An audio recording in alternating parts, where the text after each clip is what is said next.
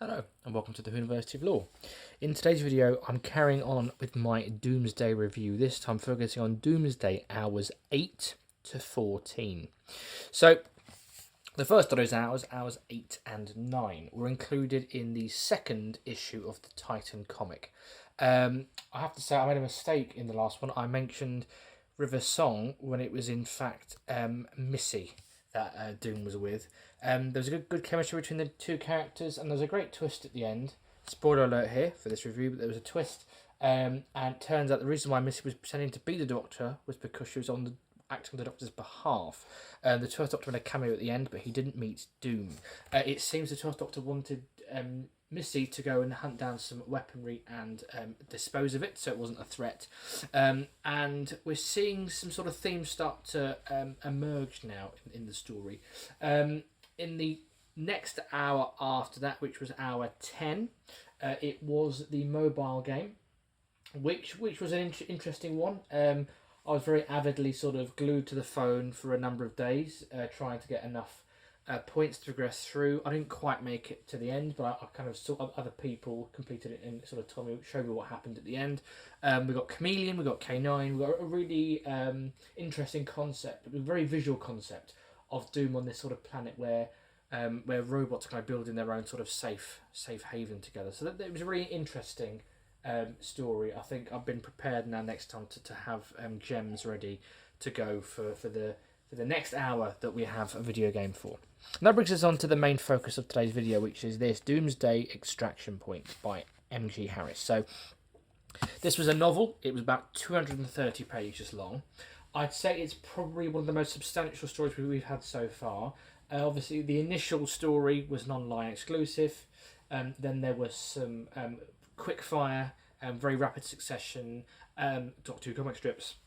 The mobile game was quite a quick one when you look at the story content, and obviously the Titan comics again were fairly quick to read. Now this was one where, because it's got so many pages, there was really a chance to sort of stop and reflect, and I feel I'm getting a bit more of an idea about who Doom is and the journey from this book. I think because simply because you got more time to explore the character in a book naturally. I loved all the comic strips, I loved the games, but I think with a book you really get time to look into the character's mind and really sort of stop and explore a bit more. Whereas obviously the nature of a comic is it's there to grab you and carry you through. With a novel, you get that chance to sort of stop and think. There's a few big takeaways, but the first thing I will say is I was a bit worried about the book, in the simple reason that I do enjoy reading. I read Doctor Who magazine every month. I like to. I'm currently working through the Titan. I'll show you. I've got one here actually. The Titan Star Wars guide. This is the Clone Wars one. I've just finished Mando season 2 and Boba Fett. I'm now on the Clone Wars. So I enjoy reading those, and I also buy all the Tolkien books. So I'm currently reading the Fall of Numenor, working my way through that. And after that, I've got the History of the Hobbit lined up, the 2-volume edition. So I do enjoy reading, but obviously there's only so many hours in the day to read. And I was concerned about getting this read in time to keep up with the pace of Doomsday, because it's not long before the next releases come out. Now I have to say, this came out on Thursday and I finished it on Sunday morning, and I probably would have read it quicker had I not been so busy. Big takeaway: I couldn't put it down. When I had to stop reading, it's because I was really tired in bed, and it was a good place to stop, or because I had other things happening. But it was a book that I could really just pick up if I was in the middle of cooking or traveling. I could pick this book up and carry on with it, and I absolutely loved the book. Now, just a few important things to note. So you'll note from the cover, I can bring it a bit closer for you, we have got a few key ingredients. We have got the Ninth Doctor here, we've got the Second Doctor, we've got Doom, we've got Slitheen, we've got these insects, we've got Satellite 5, I'm bringing it a bit closer, Satellite 5 there as well. And of course the Second Doctor's TARDIS is just in the corner there. Now, if you are looking forward to a multi-Doctor epic in which the Ninth and Second Doctors take on the Slitheen, then unfortunately that's not what you're going to get. However, what you do get is a brilliant story, and it's a really creative use of the hour format for Doom, because naturally she has 4 different missions, 4 different settings, 4 different planets, 4 different jobs that she has to do, each job linked to a temporal incursion where she hopes to find the Doctor. Now, ordinarily, they are 4 disconnected missions. Obviously, with the Titan comic strip, the arc there was that Missy was on her heels throughout the 4 parts. But with this, we get all 4 connected in a really intricate plot. And what I have to praise the author for about this book is that it is a really interesting, intriguing plot line. There's quite a lot of complexities to it, quite a lot of politics to it, and yet it's told in a refreshingly simple way. And each revelation happens in a well-paced, easy to understand way.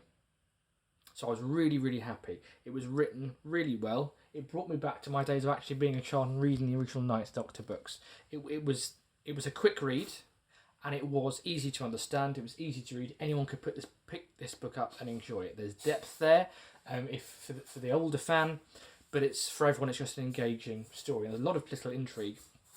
What's great about it is that each hour, because what Doomsday effectively is a chance to, with each hour, celebrate a different part of Doctor Who's history, celebrate different monsters, different companions. It's basically a big melting pot of Doctor Who.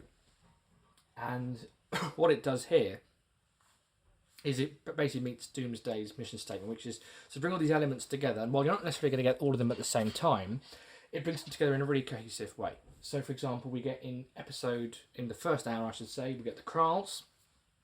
Then we get Satellite 5 in a brilliant sequel to Long Game. I know that story inside out, so if you don't know Inside Out, maybe watch Long Game first. You really benefit from this. Some great spoilers like Kathika, some great sort of taking some of the elements and giving you a really good sequel where the characters are, what the characters did next, and also obviously it's a kind of prequel, midway prequel to Parting of the Ways, but it's kind of what happened next. And then of course we then kind of go into Slitheen in the last 2 hours. If anything, this is a celebration of the Ninth Doctor's era in the sense that he's the main Doctor through it. There's not an awful lot of Doctor in it, but he feels like a constant presence, and when he is there, the things are fantastic. The discussions are brilliant. But this is Doom's story, and you enjoy following Doom's story. She's a new character to us still. I haven't known her long, this character, but you feel you know her in this story, and she is your hero. But as I say, it's great. It's a celebration of the Ninth Doctor's era to me, a great sequel to that era. So I really enjoyed it from that nostalgic perspective. But yeah, what's great is that it takes each story element and it celebrates them. So it celebrates a range of different eras, this melting pot of eras. And it does each one justice, and each one serves a real purpose in telling this wider story. So each piece of the lore, in that 1 hour, it's celebrating itself. It's celebrating Doctor Who, but at the same time, it feeds into this wider narrative. That's what Doomsday is in a whole, but we also see it in a microcosm here in the book. The Kralls, and again, spoilers, the Kralls are doing what they usually do, which is they are creating a android planet, a duplicate planet, as a sort of practice for something, but we don't know quite what. And then that leads on. The Slitheen are doing what they do best. They're trying to exploit a planet for mining. Satellite 5 is obviously doing what it does, which is broadcasting. It takes each one, and that's kind of what Star Trek Online does, which is it really gives you what works for that character. It looks at its heart, what are the Slitheen, what are the Kralls, looks at what they are at their core, and then builds it all together into a story that really works. It doesn't feel like fan service, it doesn't feel like it's forced. It feels natural. Every element here makes sense. It makes sense as the story, it serves the narrative. And I really, really enjoyed it. And of course, when we get the second Doctor, it's tying into our Big Finish stuff. This is set during his time working for the Celestial Intervention Agency. This, I would imagine, is set sometime between the first and second box sets of the Second Doctor adventures.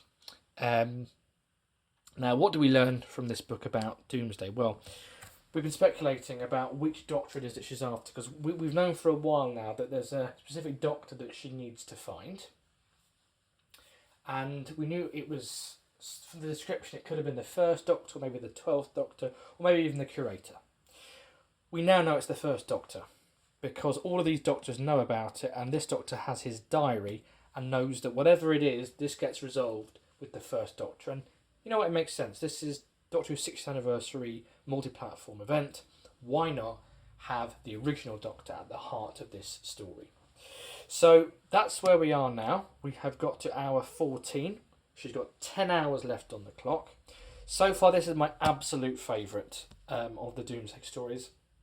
I would highly recommend this story. As I say, I enjoy reading, but I don't read an awful lot of stuff wider. You know, it's many magazines or Tolkien books. I don't tend to read other stuff. I'd like to. It's finding time. This book, not only is it fun and engaging, it's also nostalgic if you read Doctor Who as a child, because it has that lovely nostalgic feel to it, especially if you're my age, someone who grew up in the original RTD era. But it's an engaging read. You want to find out what happens next. It's quick, it's convenient, and it's fun.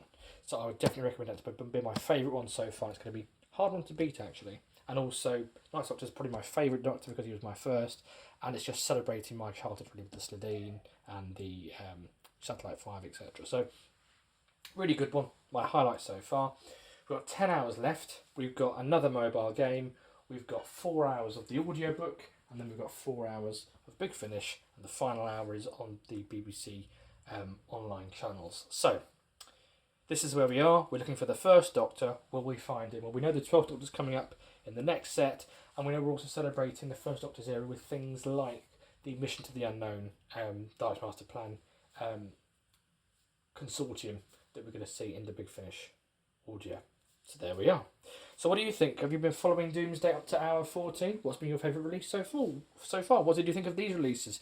Do let us know in the comments below. As always, don't forget to like and subscribe. Look forward to speaking to you soon.